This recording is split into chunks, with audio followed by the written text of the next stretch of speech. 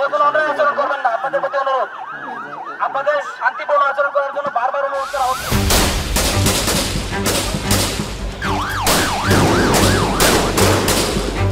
জুলাই 2024 সংঘাত থমথমে সারা দেশ, সতর্ক অবস্থানে আইন শৃঙ্খলা রক্ষাকারী বাহিনী।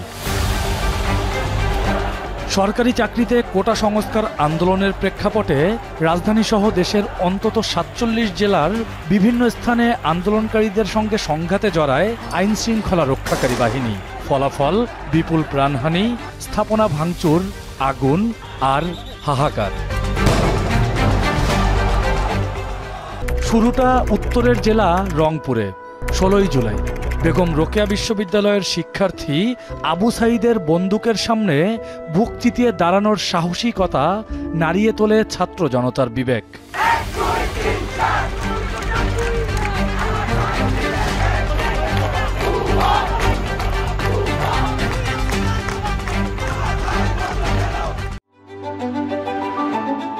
Hire Google TV, endless color, smart living.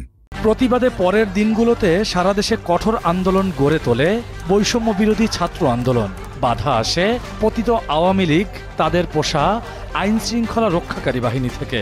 আরও ফুঁসে ওঠেন শিক্ষার্থীরা। ঘোষণা আসে কমপ্লিট শাটডাউনের।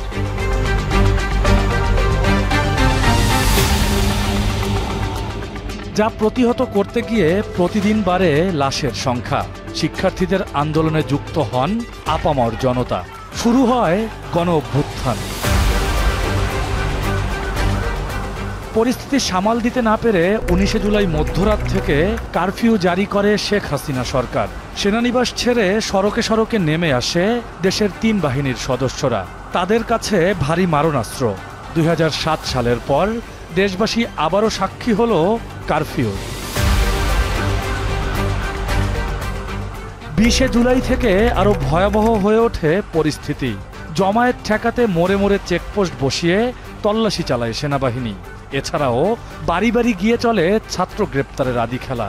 তবুও থামে না ছাত্র জনতা। আমরা আন্দোলন করে আবার বাড়ি ফিরে আসতে পারি না। আমরা আসলে আমাদের বন্ধু বা দূরের কোনো রিলেটিভের বাসায় 5-6 দিন থেকে গেছি। কারফিউটা ছিল আমাদের ভিতরে মানে মৃত্যু সনদ পাওয়ার মতো। আমরা পুলিশ দ্বারা খুবই নির্যাতিত হই। স্পেশালি আপনার কারফিউ জারির পর থেকেই আমাদের বাসায় পুলিশ আসে, আমাদের বাবা মাকে অপমান করা হয়। বন্ধুদের সাথেও আমরা ঠিকমতো দেখা গেল কি একসাথে হইতে পারি নাই, ইন্টারনেট কানেকশন ছিল না। তারপর আমরা যেভাবে পারছি একজনের সাথে একজনের কমিউনিকেশন করে আমরা রাজপথে নামছি, আন্দোলন করছি। তবে আবু সাঈদ মুগ্ধর মৃত্যু শোকে বিহ্বল শিক্ষার্থীরা কারফিউ বা অস্ত্রে দমে না। জীবন বাজি রেখে বন্দুকের সামনে পরের দিনও রাজপথ কাঁপায় তারা।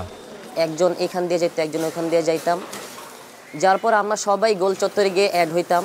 ওখান থেকে পরে আমরা সবাই সাথে আস্তে আস্তে আমরা আগাইতাম ছাত্র আন্দোলনে। 24টা হচ্ছে আমরা চোখের সামনে দেখেছি প্রত্যেকটা মানুষ কিভাবে আর কি ভয়কে দূর করে দিয়ে রাস্তায় নেমে এসেছিল, সেটাও দেখেছি। কিভাবে এক একটা মানুষকে গুলি করে মারা হয়েছে, মানুষ হিসেবে গণ্য করা হয়নি। জুলাইয়ের শেষ 10 দিন কারফিউ শিথিল আর জোরদারের মধ্যে নানান কৌশলে রাজপথ দখলে নিয়ে প্রতিবাদ অব্যাহত রাখেন ছাত্ররা। নিশ্চিত গুলি জেনেও কারফিউ ভাঙে তারা। যদি আন্দোলনে যাই, আমরা ভেবে নিয়েছি ওই দিন রাতে বাসে ফিরবো না। সে সিদ্ধান্ত নিয়ে গেছি। বাবা মাকে ফোন করে বলছি আমি আইসা ফোন দিচ্ছি, কিন্তু যদি না ফোন দিতে পারি তাহলে বুঝবা যে আমি মারা গেলাম। ভয় অবশ্যই ছিল, কিন্তু ভয়ের থেকেও বেশি ছিল যে আমরা আসলে আমাদের ভাইয়ের হত্যার যে বিচারটা, এই বিচারটা আমরা চাই। 31 জুলাই হাইকোর্ট মোড়ে কারফিউ ভেঙে আটক হন স্ট্যামফোর্ড বিশ্ববিদ্যালয়ের শিক্ষার্থী নূর।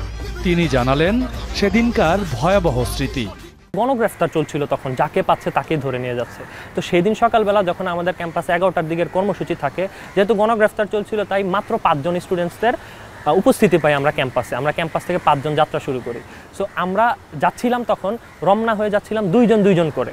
2 জন পিছনে থাকতাম, 2 জন সামনে থাকতাম। তখন আমাদের সাথে ভিকারুননিসা স্কুল অ্যান্ড কলেজের 2টা আপু যুক্ত হয়। সো আমরা 2 জন করে এগুতাম, আর কর্মসূচি যেদিকে হতো সেদিকে গিয়ে আমরা একত্রিত হতাম।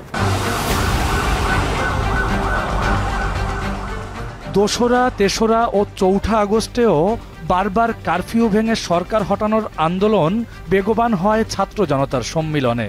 অবশেষে এলো কাঙ্ক্ষিত 5ই আগস্ট। দেশের বিভিন্ন প্রান্তের হাজার হাজার মানুষ কারফিউ অমান্য করে ঢুকতে থাকেন ঢাকায়। এরই মধ্যে খবর আসে সাবেক প্রধানমন্ত্রী শেখ হাসিনার দেশ ছাড়ার। অবশেষে অর্জিত হয় জনতার রক্তের জয়। রকিবুল রাহাত, এখন, ঢাকা।